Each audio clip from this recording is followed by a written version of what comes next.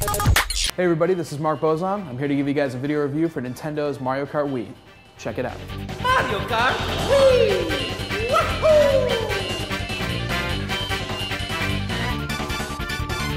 To kick things off, we have to mention that Mario Kart is definitely what Nintendo loves to call a bridge title. It's a game that's going to do different things for different players. It's geared to both the hardcore and the casual, so obviously it's going to do different things for different players based on what's offered. Mario Kart's been around since the Super NES days, but the core gameplay is still virtually the same. You can pick it up one player, and you can play through Grand Prix in 50, 100, or 150cc races that are entirely against the computer, going through and unlocking medals.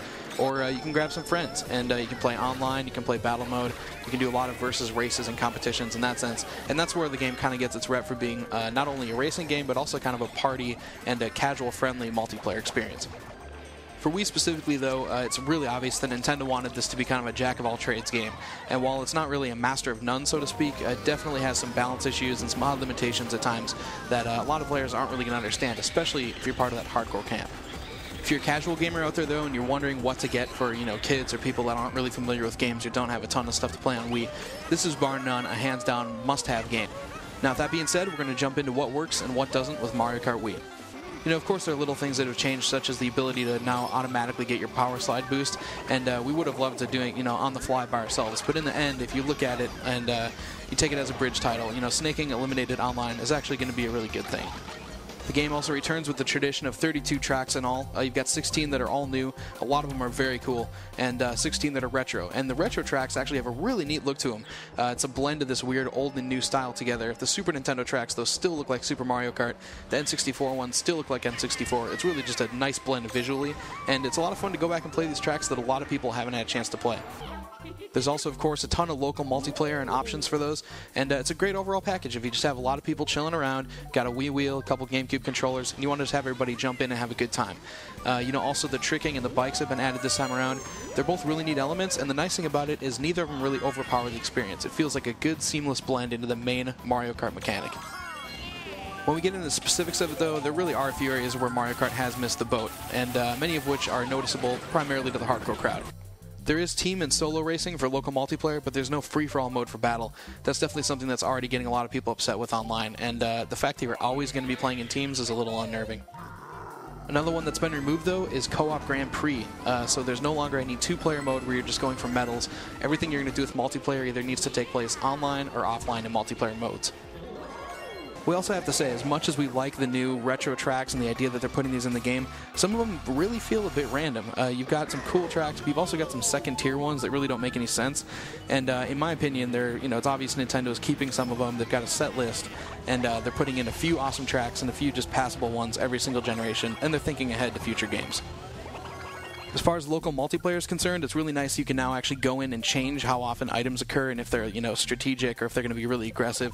One thing that would have been nice, though, that people have been asking for is an item editor, and that's not in there. So you don't have something like Smash Brothers where you can just go in and say, look, I don't want to use blue shells, they suck, let's get them out of the game.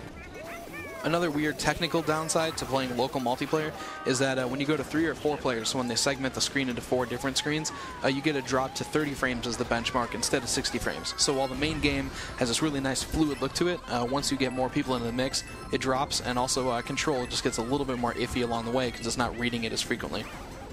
It's also great to see that Nintendo's put more emphasis on battle mode this time around with 12-player online, which is awesome, but there are some issues with it still as well. All the battle mode tracks are still made for 12 players, so there's nothing smaller. You don't get the retro like Block Fort old levels that are tighter and a little bit better for just 2 or 4 players. And that also shows up in racing. As you can see here, I'm actually driving. I'm about half a lap behind, and this rain cloud continues to hit me because it thinks I'm in second place. So it's giving me second place items rather than noticing that I'm last out of 2 players and halfway behind. Definitely some balancing issues here that need to be worked out. The biggest issue, though, overall, which we have to mention, is 150cc is absolutely brutal. It's not just us. We're seeing it all across the internet. People that already have the game are talking about it. It's tough. The game is just amazingly punishing, and the rubber banding is right up there with titles like NBA Jam and NFL Blitz. That's just some of the most obvious and frustrating comeback AI that we've ever experienced in a game. The bottom line here is just that you don't want to lose a game when you feel like you've done nothing wrong, and that happens way too often in Mario Kart Wii. On a massive, massive flip side, though, it's a pleasure to say that Mario Kart's online mode is even better than its offline is.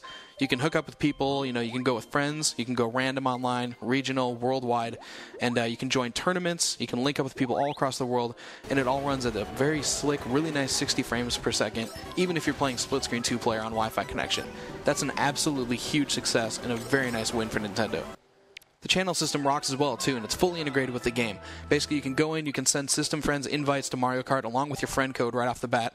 You can check if friends are online and join them without even booting the game first. You can watch games, you can download new ghosts, you can compete against save ghosts, you can check the leaderboards. All this stuff can happen without having the game in, and it's awesome. It's a great way to get around the whole fact that you've got to connect to Wi-Fi connection and see what's going on. It's incredible.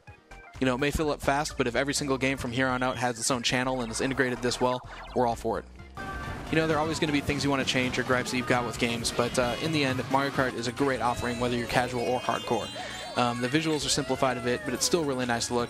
It runs at a solid 60 frames per second, and even the tilt control, which some of us resisted, is really nice. All the footage that you're seeing here actually has been played with the tilt control, and it feels great. Online is a huge blast. It's better than single-player mode, which has some issues such as the 150cc. But, in our opinion, it's a solid kart. It's not the best one out there, but it's certainly a must-play addition to the series, and there's obviously enough content here to last you a long, long time. So there you have it. If you're looking for a great local or online multiplayer game, check out Mario Kart Wii. We'll see you online.